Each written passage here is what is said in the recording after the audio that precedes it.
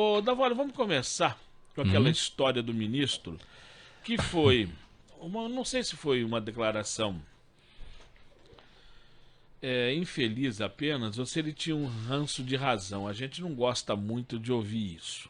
uhum, Mas partindo de um ministro da Educação, a gente não gostaria nunca de ouvir, e particularmente sendo um ministro da Educação colombiano, né? sim.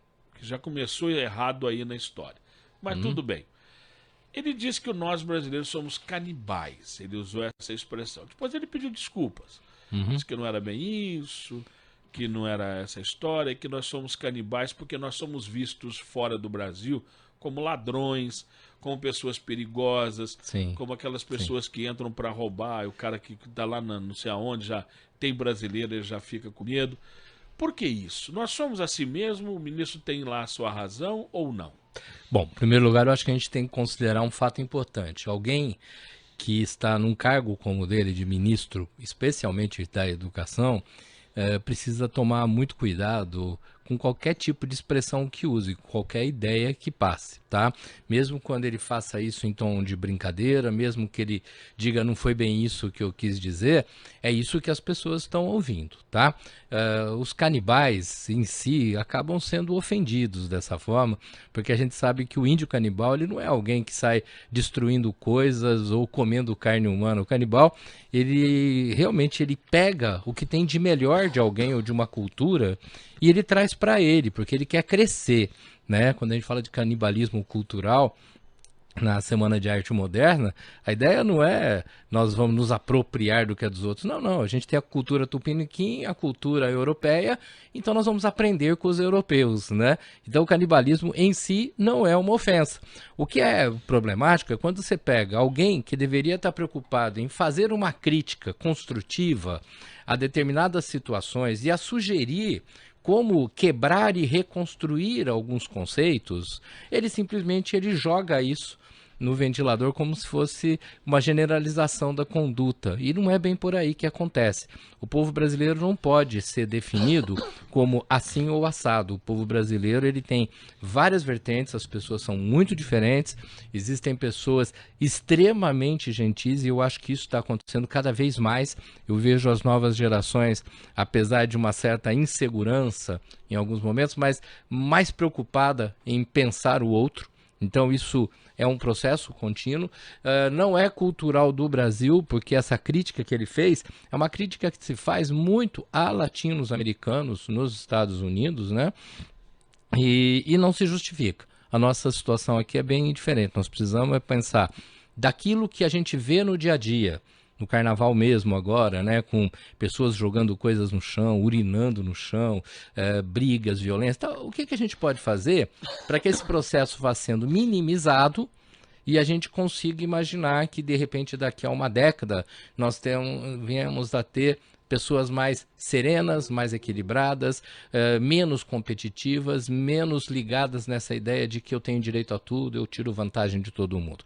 Isso não é uma regra brasileira, isso é uma característica de muitas pessoas e que tem muito a ver com um passado machista nosso, que diz que você vai lá e faz, você vai lá e manda, você vai lá e você tem direito, né? Então, se eu estou pagando algo, eu posso fazer tudo o que eu quiser. Se eu estou em determinado local, eu me comporto de qualquer maneira.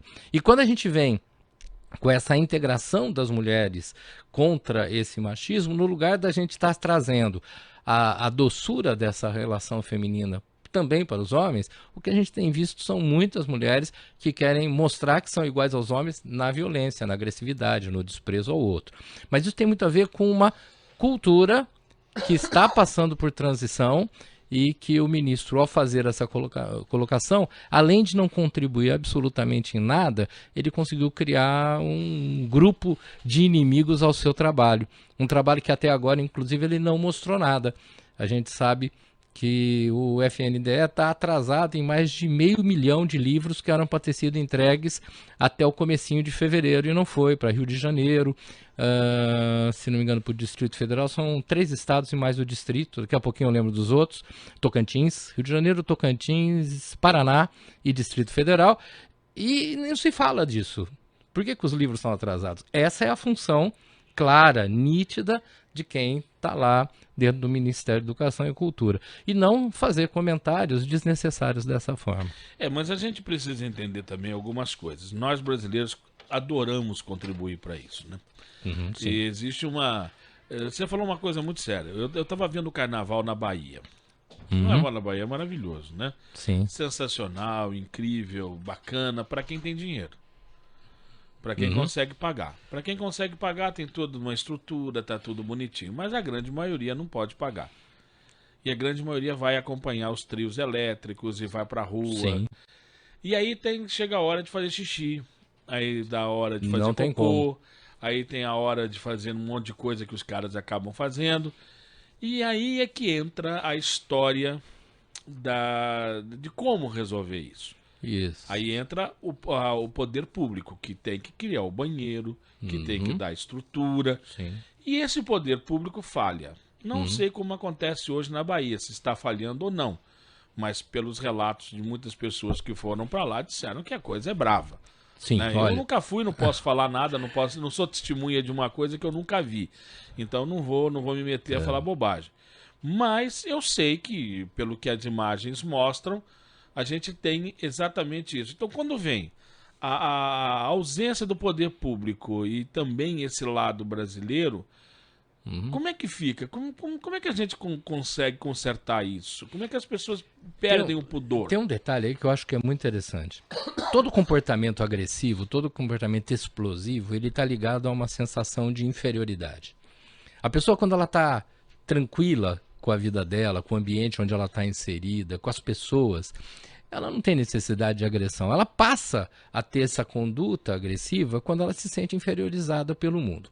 Você acabou de falar do carnaval, que é um processo que ocorre ali, resumidamente, em 4 dias, em algumas cidades, 1 semana. Mas vamos pensar algo mais simples. O futebol, que acontece todas as semanas, o ano inteiro, e hoje o futebol ele é para quem tem dinheiro. O futebol também não é para aquele que a gente chamaria de torcedor raiz, aquele cara que ama, ele quer ver. Então custa caro, e isso deixa ele irritado. Isso deixa ele extremamente contra toda uma situação. Então, eu não tenho direito ao meu lazer. Eu não tenho direito a regiões da cidade porque são perigosas. Eu não tenho direito a coisas muito simples, né? Como, às vezes, passear num parque que ocorreu ser assaltado, no caso do litoral, tá na praia tranquilamente. Eu estou sempre correndo risco. Essa sensação de inferioridade, eu sou um bicho que está sendo caçado e eu não sou simplesmente mais um bicho na natureza, né? Essa sensação faz eu ficar em alerta o tempo todo. Aí a hora que alguém cutuca, a hora que alguém fala alguma coisa, aí aumenta a chance de eu agredir, de eu ir para cima. Atitudes como ocupar a vaga de cadeirantes, ocupar a vaga de idosos no estacionamento. Alguém vai falar, isso é uma agressão? Sim, isso é uma agressão. Porque eu parto do conceito que eu tenho que ter direito, né? Tem muita gente que brinca e fala assim, não vejo a hora de fazer 60 anos, porque aí eu vou poder estacionar lá, né? Quando na realidade não é nem uma questão de você ter 60 anos.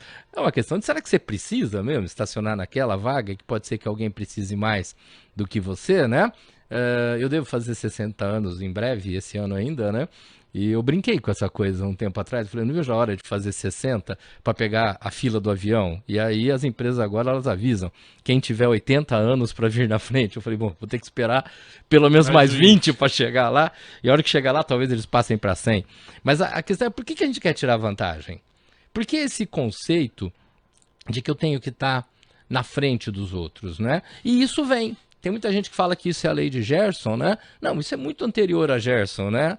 O Gerson ali, ele replicou alguma coisa que já havia. Temos que tirar vantagem. Quando, na realidade, o poder público tinha que solucionar. Na verdade, para as pessoas que não sabem, o Gerson, que era jogador de futebol da seleção brasileira, ele era um fumante.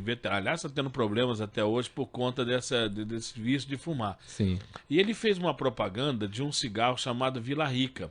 Uhum. E aí ele falava, faça como eu, tire vantagem em tudo, fume Vila Rica. Isso. Então aí virou a tal da lei de Gerson por conta que generalizou. Cigarro. Coitado, não tem nada com essa história, nada. Mas ele ganhou o nome da lei de Gerson.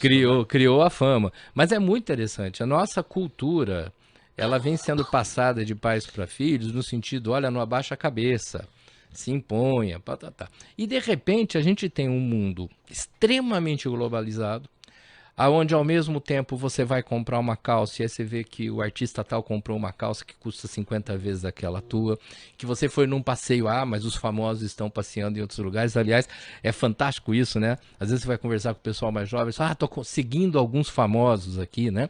Cara, quanto mais eu tenho esse projeto de vida lá em cima e uma dificuldade enorme de chegar nele, mais frustrado eu tô, né? Então, se eu tenho uma vida mais simples, de menos informação, essa informação que abraça tudo, né? Tá, eu espero um pouco menos, a partir daí eu sofro muito menos. E as coisas podem caminhar serenamente, né? Então nós temos que prestar atenção nesse detalhe. A questão da sensação de inferioridade. Se eu tenho um governo, ou se eu tenho professores, ou se eu tenho pais, ou se eu tenho uma comunidade que faz alguém se sentir inferior, eu estou criando uma bomba que vai explodir a qualquer momento. E às vezes ela explode nessa agressão física, às vezes na agressão falada, na agressão verbal, mas muitas vezes ela explode nessas atitudes desconectadas, como, por exemplo, urinar em lugares públicos, não respeitar parques, não respeitar aquilo que a sociedade traz. É um problema que não é brasileiro, é um problema da inferioridade. E o povo brasileiro anda se sentindo inferiorizado. Eu quero ver como que outros povos se sentindo inferiorizados reagem. Espero que eles não precisem disso. Mas na medida em que nós nos sentimos inferiorizados, nós nos sentimos com medo de pôr o pé na rua, nos sentimos roubados pelos valores de coisas como, por exemplo, um mero ingresso para um jogo de futebol, né? A hora que eu me sinto incapaz desse mundo, eu começo a criar essa reação contra o mundo que me oprime, né? A Graziela Freitas está dizendo, meu filho com 5 anos de idade disse, mãe, quero fazer logo a carteirinha do transporte para pagar e não deixar ninguém sentar. Disse, filho, isso não é o ato de pagar, isso é respeito. Sim. E já com 5 anos ele tem essa cabecinha. Mas nós vamos para um rápido intervalo e ele vai comentar o que o filho da Graziela está pensando. 14h06, estamos de volta no nosso Agora em Pauta, batendo papo com o psicólogo Guilherme Davoli, falando sobre o comportamento do brasileiro. E no bloco anterior a Graziela falou que o filho já estava querendo a carteirinha para não deixar ninguém sentar. O que é isso, Guilherme? Como é que é essa cabeça? Ela ficou brava com o filho dela. Mas olha, é muito interessante notar que alguém fala assim, criança já quer abusar. Não, as crianças não abusam, né?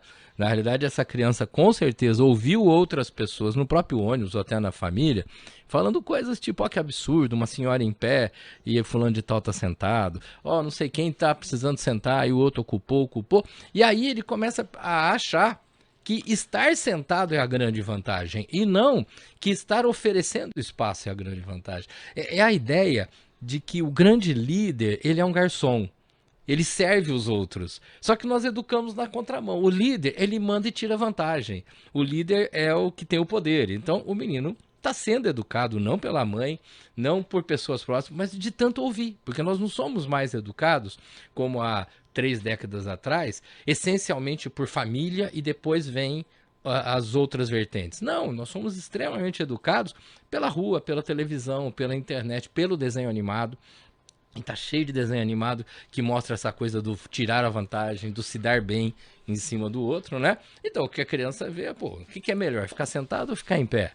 Né? Pronto, aí eu vou querer pegar esse lugar. E é muito legal se ela conseguir levar essa criança a pensar junto o quanto que a gente é grande quando a gente oferece, o quanto a gente é grande quando eu posso dar ao outro a oportunidade, quando eu sou esse garçom, aquele que serve o outro, e não aquele que exige ser servido e ter as vantagens. Aí ela disse assim também, ela continuou com uma outra história. Ela falou, uma vez eu fui comprar uma televisão na Fest, lá no Shopping Ribeirão, e fui no Ribeirão Shopping, fui tratada como um lixo. Por não ser rica, não ter uma roupa vestida como rica, ninguém me atendeu, me senti humilhada. É maravilhoso, né? Eu procurei uma pessoa, eu mesma com 15 funcionários, comprei a TV à vista e saí de cabeça erguida. Sim. Quer dizer, isso é muito comum em determinados lugares. Sim. Você entra numa joalheria, se você não tiver aquela roupa de grife e estiver bem comportado, o cara não te atende. Sim.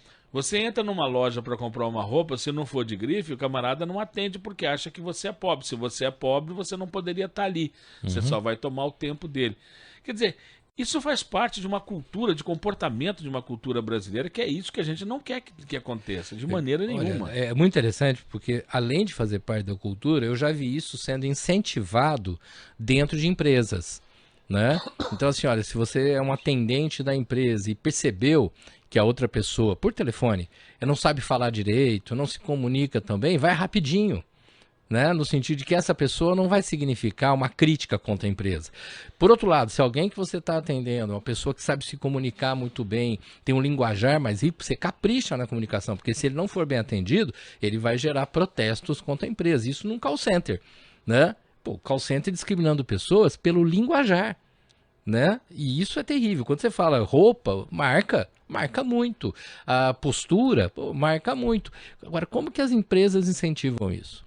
Né? Que empresa que vai simplesmente atender bem a todas as pessoas, que é o óbvio, todo mundo que está aqui dentro tem que ser bem atendido, inclusive aquele que só está tirando dúvida, não vai comprar, inclusive aquele que talvez não tenha condição de fazer esse pagamento, mas mesmo assim ele tem que ser bem atendido, porque o atendimento, ele é a nossa relação com o nosso vizinho, o atendimento é a relação que eu tenho com as pessoas, e se eu não mostro, voltando para o assunto das crianças, para as crianças, que a relação ela se faz bem e ela é boa por si só.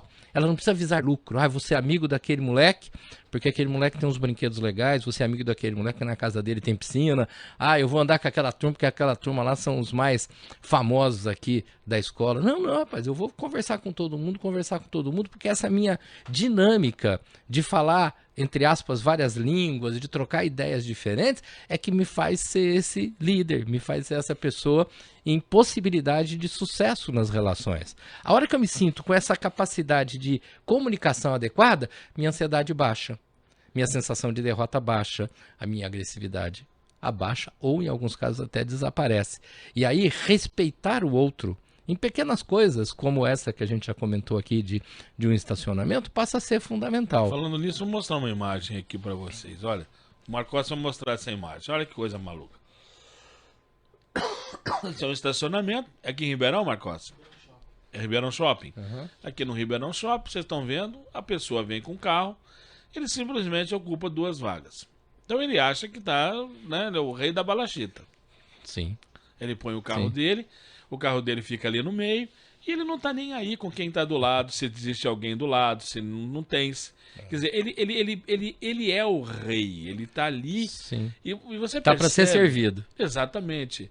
E é uma coisa muito maluca, a gente já com outros psicólogos que estiveram aqui, uma vez nós estávamos comentando isso.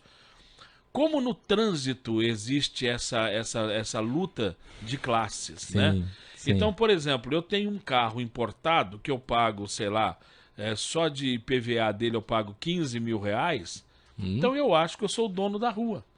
Porque eu pago mais do que todo mundo. Eu estou com um carro importadaço. Sim. E eu sou o rei daqui e todo mundo tem que ir. Eu vou dando farol, eu vou pedindo para todo mundo sair da frente, porque eu sou o maioral. Uhum. E ao mesmo tempo tem aquele camarada com o chevetinho, né? E ele fala pro cara que tá, não, agora aqui não, negão, aqui quem manda sou eu, porque aqui não tem essa. Então começa uma luta de classe burra.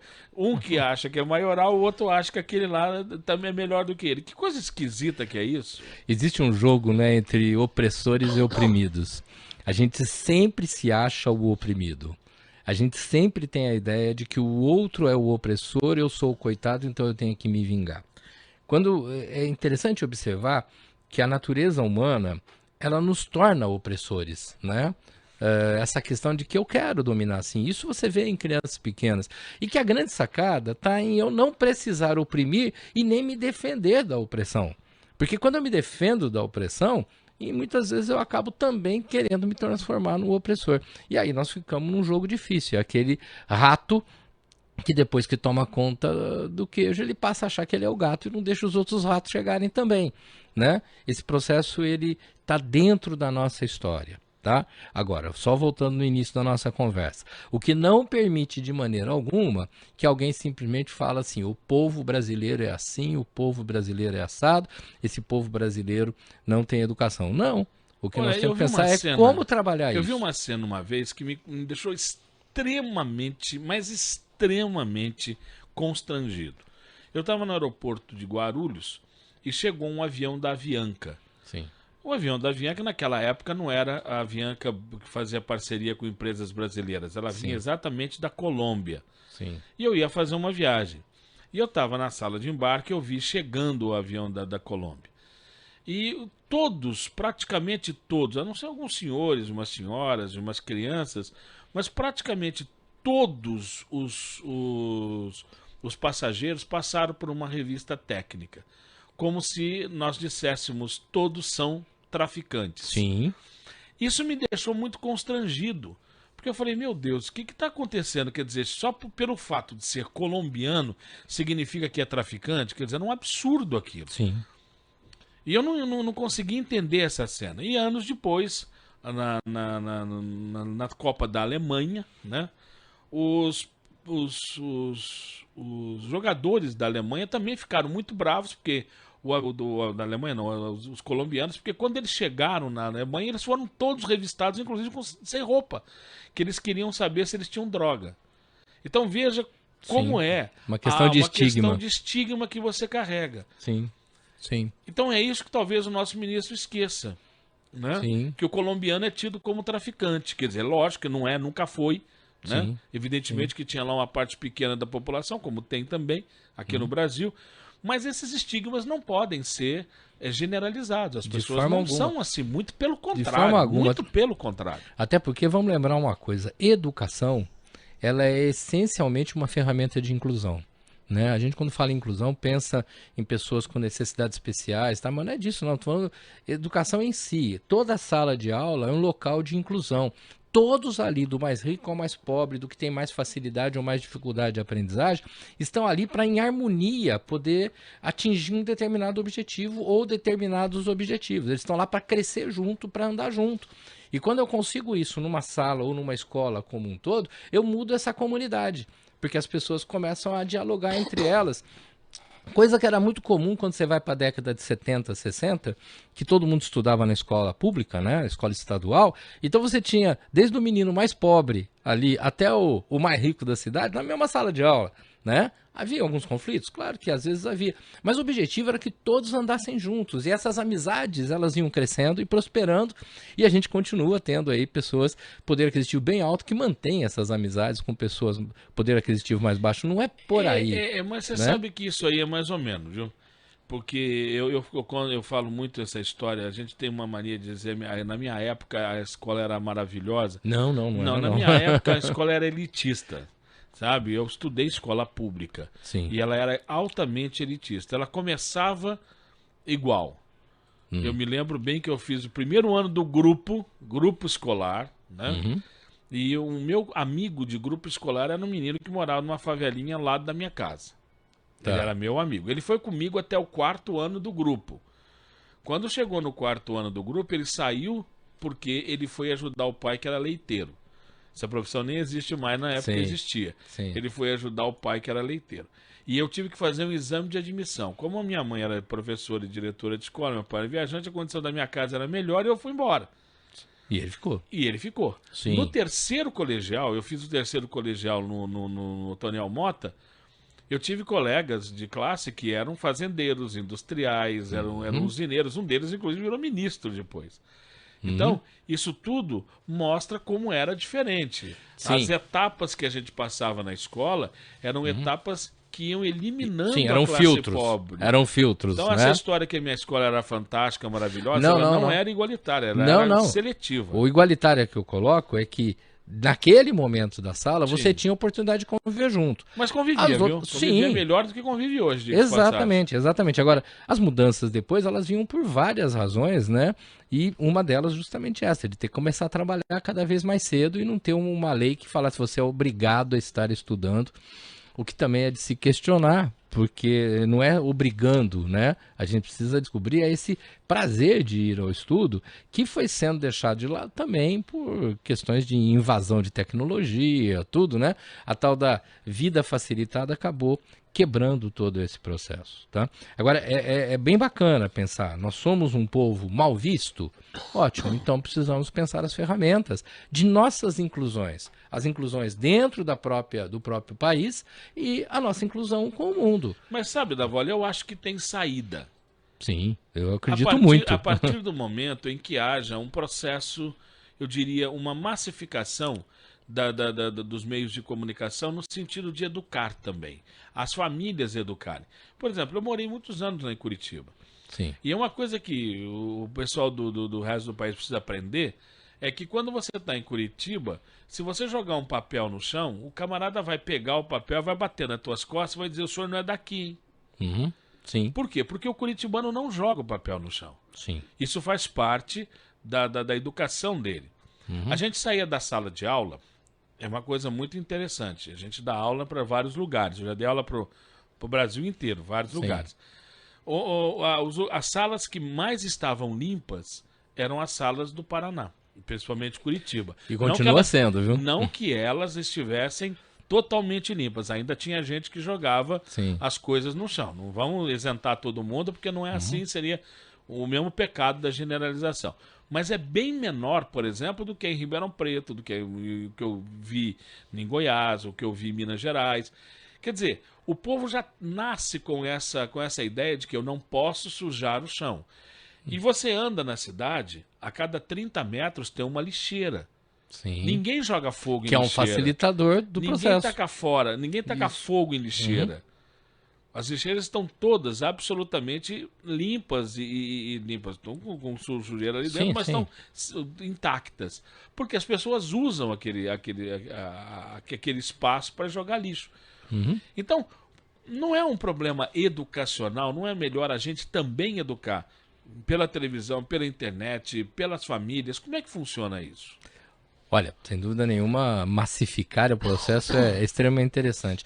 Mas da mesma maneira como eu coloquei que tá difícil o acesso para as pessoas até o carnaval e está muito difícil até o futebol, está difícil até para as emissoras de TV, né? Infelizmente, cada vez mais a gente vê as TVs abertas perdendo espaço com programação cada vez mais de repetição de coisas que vêm do exterior, algumas traduções mal feitas, programas que vão ocupando espaço o tempo todo. Eu vou citar o Big Brother, mas não é só ele, tem mais uma série, né?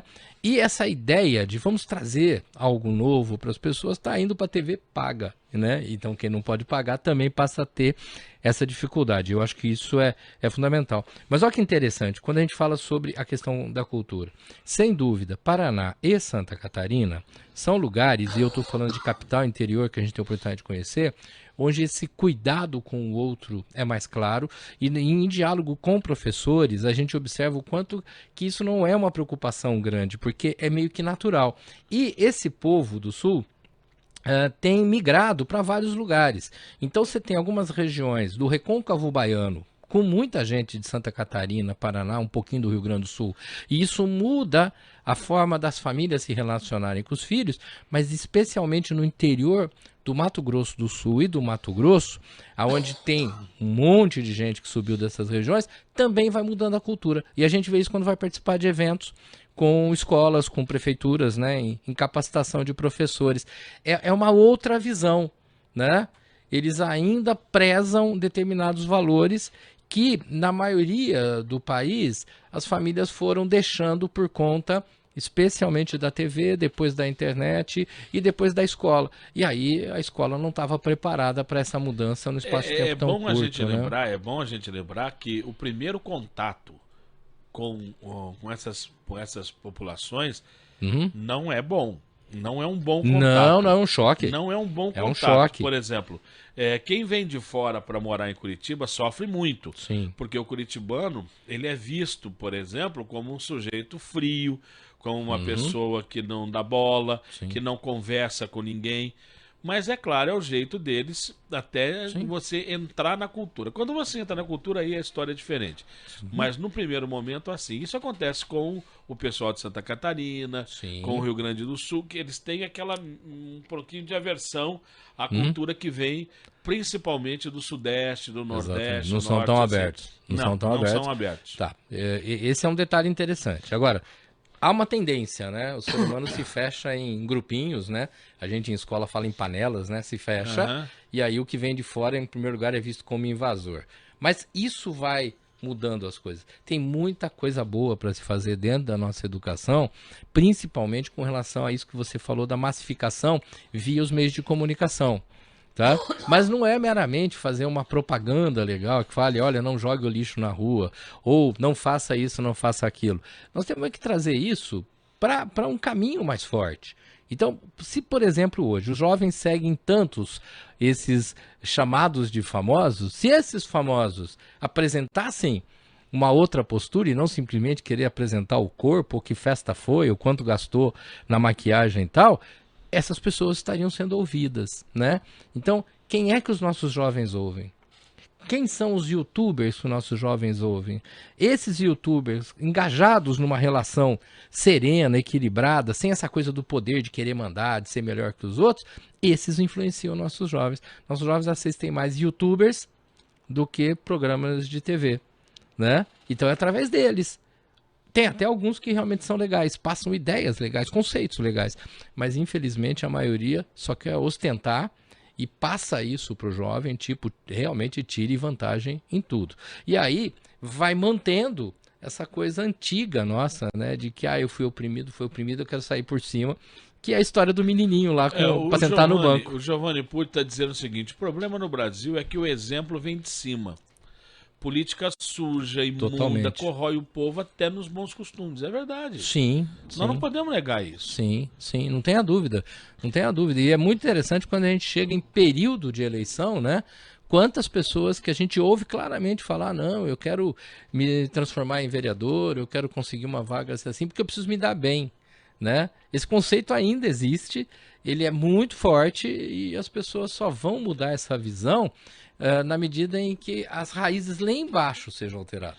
Eu trabalhei para um camarada, eu falo isso, eu trabalhei para um camarada, um dono de escola, lá no Mato Grosso, que ele dizia, ele foi candidato a deputado federal.